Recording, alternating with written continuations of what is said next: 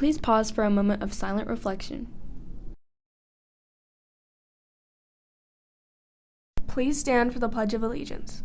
I pledge allegiance to the flag of the United States of America and to the republic for which it stands, one nation, under God, indivisible, with liberty and justice for all.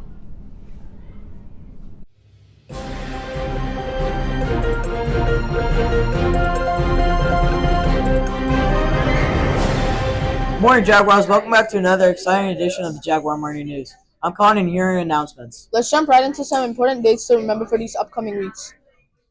This Sunday, March 10th, the clocks bring forward, so that means we'll have to get up another hour earlier. But don't stress, it's a long weekend. Yes, Monday is a teacher workday, which means students will have a day off. Take this day to relax and recharge, Jaguars. Following that, on Tuesday, there's a professional development day, so once again, students will have the day off. Make sure to make the most of your time, whether it's catching up on homework or enjoying some leisure time. But wait, there's more. On March 13th, we are encouraging everyone to participate in Walk and Ride to School Day. Let's promote healthy habits and reduce our carbon footprint by walking or biking to school. Looking ahead to April, from the 1st to the 5th, we have our much anticipated spring break. Schools will be closed, so make sure to plan some fun activities and enjoy your time off. And for our 8th graders, mark your calendars for April 12th, because that's when we'll be having our 8th grade dance. It's sure going to be a memorable evening filled with music, dancing, and celebration. But wait, the excitement doesn't end there. On May 22nd, we have our 8th grade bridging ceremony. It's time to reflect on your middle school journey and celebrate your accomplishments as you prepare for the transition to high school. And finally, on May 23rd, we bid farewell to some amazing school year with the last day of school. It's been a fantastic year filled with learning, growth, and unforgettable memories. So Jaguars, make sure to mark these dates on your calendars and stay tuned for more updates and reminders as we approach these events. That's all for today's announcements. Have a fantastic day, Jaguars. And now for the Webway winners of this week, we have Trace McNally for 6th grade by Mr. Goldstein, nominated for Citizenship and Positivity. Mr. Goldstein said, sharing a great Quebec. For 7th grade, Amariel by Miss Abarca for Citizenship and Responsibility. And for 8th grade, Conrad Beal by Miss Runzo for Citizenship. And now for reverse Webway card, Zina N by Madame Levesque for Positivity. Class of the week, Miss Chattel, 6th grade, 3rd period class. My 3rd period social studies class is absolutely phenomenal. They impress me every day with their kindness, creativity, and effort. They went above and beyond on a recent assignment and taught me a thing or two about Adobe Express in the process. Thank you, 3rd period, for always brightening my day. And now for the reverse Webway class of the week, Mr. Stallings and Mrs. Stroud's 8th period band class. The students are always trying their best to play our new song. If somebody gets a part wrong, Mr. Stroud and Mr. Stallings always works hard to help us get it right. This is why we nominated our class for reverse Webway class of the week. Presented by Marley H. and Asher M.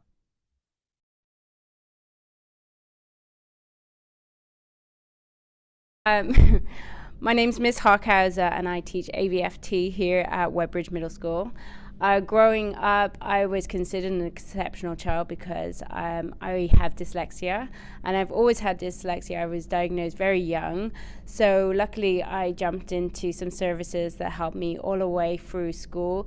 But looking back on it, I really remember not fitting in at school and just thinking that this academic stuff just wasn't for me, and I projected quite a dull future for myself. I remember listening to one of the most intelligent children in the classroom saying that they wanted to be a journalist when they grew up, and I was like, wow, that must be what it's like if you just get school. You just could have these careers that are beyond being a shopkeeper or whatever I thought I wanted to do at the time.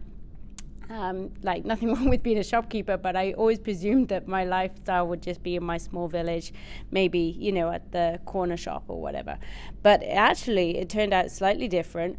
And as soon as I graduated from school, I started to find a career that really valued the way that I looked at life slightly differently.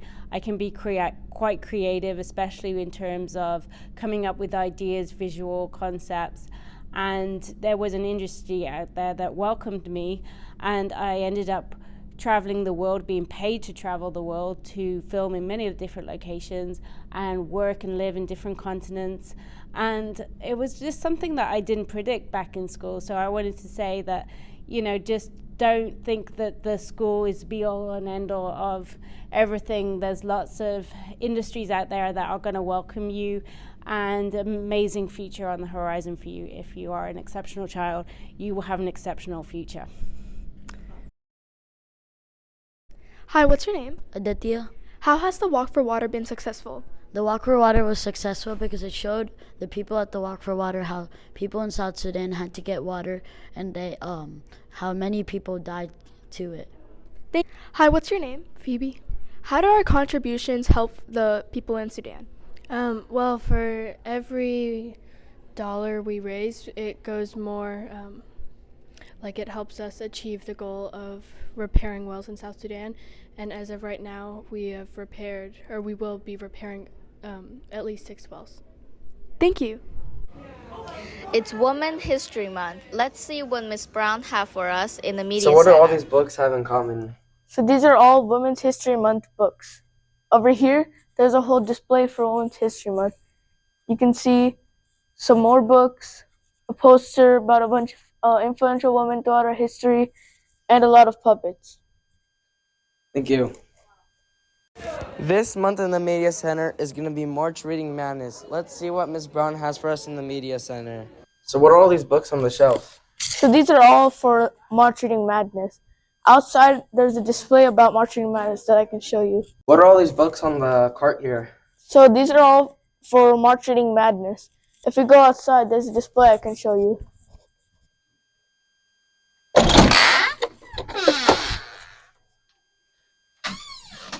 So this is the March Reading Madness display. It's basically like a bracket with a bunch of different authors for middle grade, young adult, and graphic novels. And you have to vote between these two, whichever author is gonna win. And then if you get the champion right, Miss Brown's gonna give you a prize. Cool.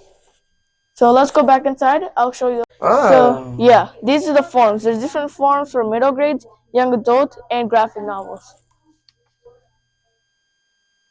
I'll choose young adult.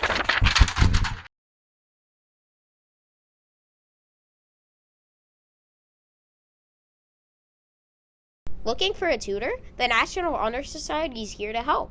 Sign up below to be matched with a free student tutor. Open at any grade kindergarten to 12th. Questions? Email this address or scan the QR code. 7:55 and 8:25, and enjoy the walk and ride to On school. March 7th, on Thursday, 8:15 a.m. in Sandra Jones' room, 206.